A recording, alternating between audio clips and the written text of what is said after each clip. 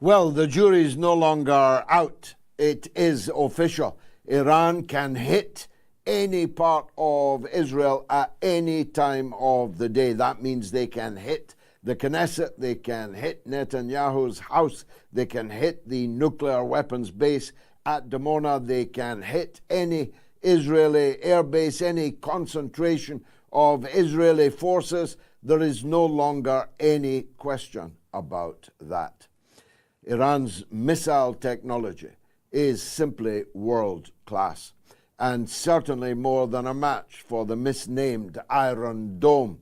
There wasn't much iron on display in Israel's defensive capability last night, as 180 ballistic missiles, including one at least of the new Fatah missile, which leaves Tehran and 12 minutes later arrives in the center of Tel Aviv. It was a spectacular display. The truth is, it was performative rather than functional. The truth is that if Iran had wanted, they could have killed thousands of people in Israel last night, but they did not want to. Their targets were military bases. Their targets were strategic.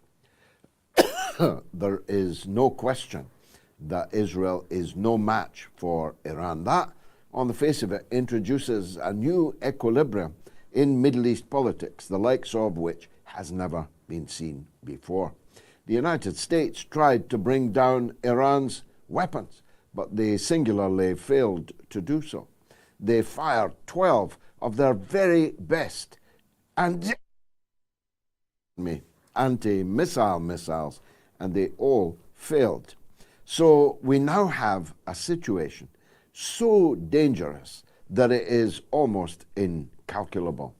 Because if Netanyahu attacks Iran, as most of you in our poll this evening think that he intends to do, then Iran is going to respond somewhere between 10 and 1,000 times stronger than they did last night, depending on which Iranian spokesman you are listening to. But even at the lower order, 10 times last night, in a way which is intended to damage the civilian infrastructure, in a way which is determined to make a strategic difference to the state of Israeli defenses, troop concentrations, for example, there'll be a very large number of casualties.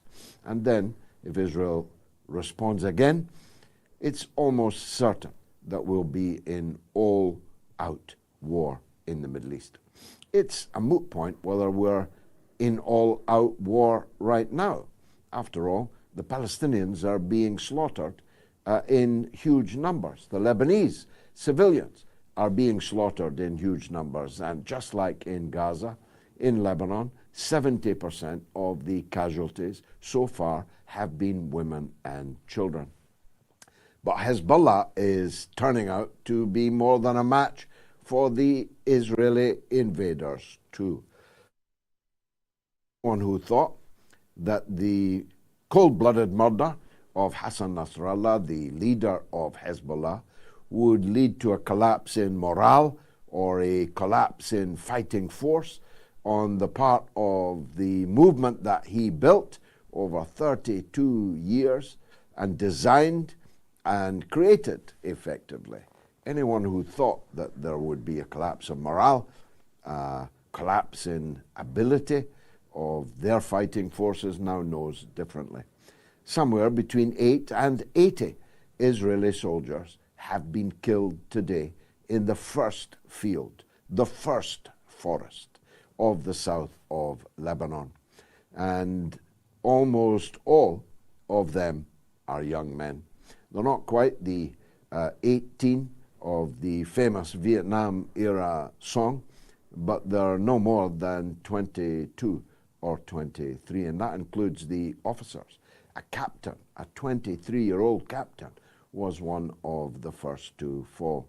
So the flower of Israeli manhood is now lying dead in the first field, in the first forest of the south of Lebanon, and the ability of the Israeli armed forces to properly penetrate the south of and conquer it and make any, I can already say on day one is virtually.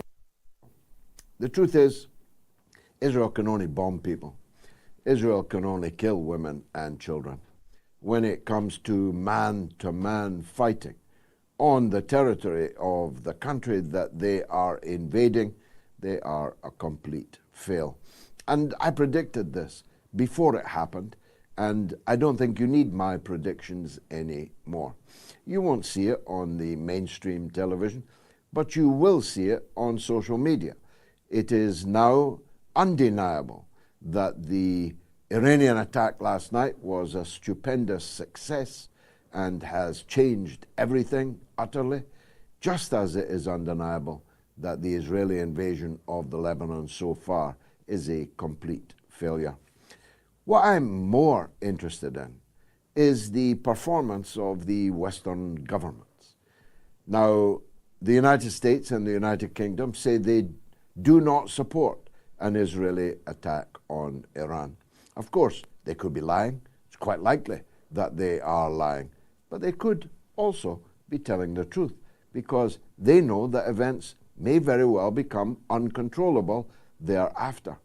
They do not want, I am sure, to be sucked into World War III over Israel and its determination to occupy a small piece of its neighbor south of the Litani River. That's not a casus belli that is worth it for them. So they may well be trying to stop Israel from responding, but the political forces on which Netanyahu depends will not accept anything less. So, what do these Western governments do? Well, Keir Starmer, claiming to speak for Britain, made a prime ministerial announcement last night saying we stand and will always stand for Israel, despite the fact that a rather large majority of public opinion in Great Britain doesn't like Israel very much at all.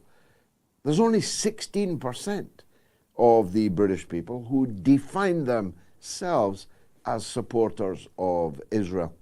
And for a Prime Minister already out on a limb on everything from his wife's lingerie to his designer glasses, donated by a homosexual Bangladeshi billionaire, but not declared by either of them, and there are multiple inquiries now going on inside the British Parliament on what you might call Pantygate, or what I first coined as Pantygate, are enough of a problem for Keir Starmer, but he is a glutton for punishment. Or perhaps he's compromised in some way, but he's dug down. He has doubled down on his support for Israel.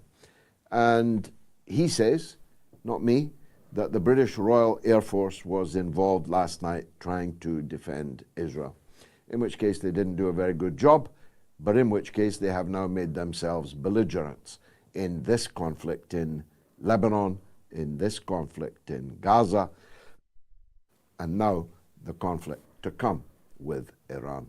That's a very dangerous place to be. Britain has many assets and many interests in the Persian Gulf. There are countries in the Persian Gulf that are effectively British and American military bases.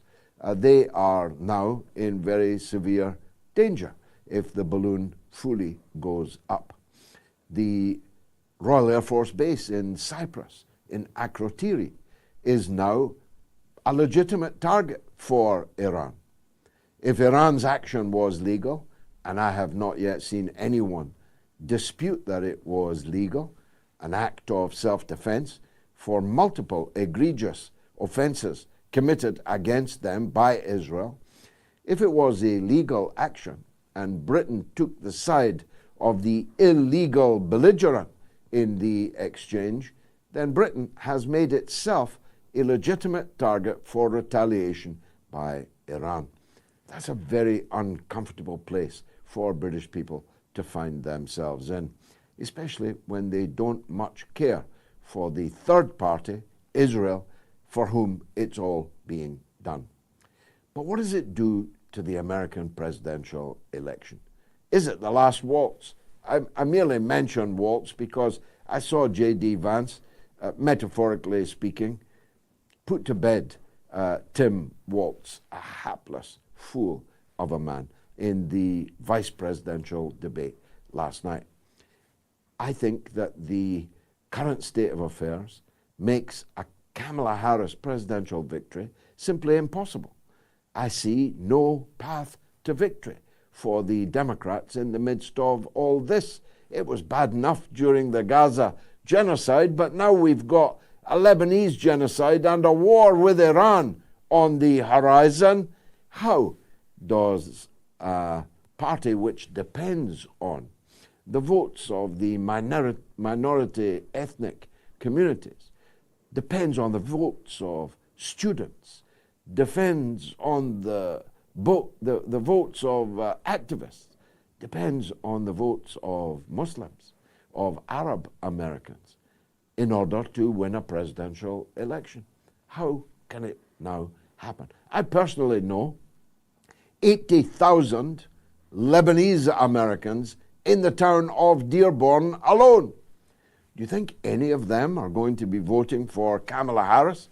That's why I predicted earlier, it's a long shot, I'd put money on Jill Stein defeating Kamala Harris in the state of Michigan. But it isn't just Michigan. It's Michigan, it's Wisconsin, it's Pennsylvania. And no Democrat can win the presidency if they lose any, never mind all, of those three states. So it's President Donald Trump that's coming up, which some of you may be celebrating on the principle that even a stopped clock is right twice a day, and Donald Trump might be at least a stopped clock. For me, the reason I would prefer Trump rather than Harris is that Trump will end the Ukraine war in very short order. And thus one potential theatre of World War III will be closed down. But Donald Trump is just as likely to create World War III in the Persian Gulf. He's just as likely to do anything and everything for this 7 million people, a colonial settlement on the Mediterranean, many thousands of miles away. And nobody, except in the darkest terms, can properly analyze exactly why. Whatever happened to America first? Whatever happened to making America great again? Why has the United States, and the United Kingdom for that matter, so shackled themselves to a leader like Netanyahu, who's hated by at least half of the people in Israel, never mind the people of the world? Why have they done this? But done this, they have. And there's every possibility, therefore, that whilst we might not get World War III in Eastern Europe, we'll get it in the Eastern Mediterranean instead. We'll get it in the Persian Gulf instead. Well, look, there are multiple issues that are on the agenda tonight, and three brilliant guests. And my voice is going. So let me cut short my monologue for now and tell you that the irreplaceable, ubiquitous Professor Syed Mohammed Marandi, Chair of American Studies Department at the University of Tehran, is up right after this. Stay tuned.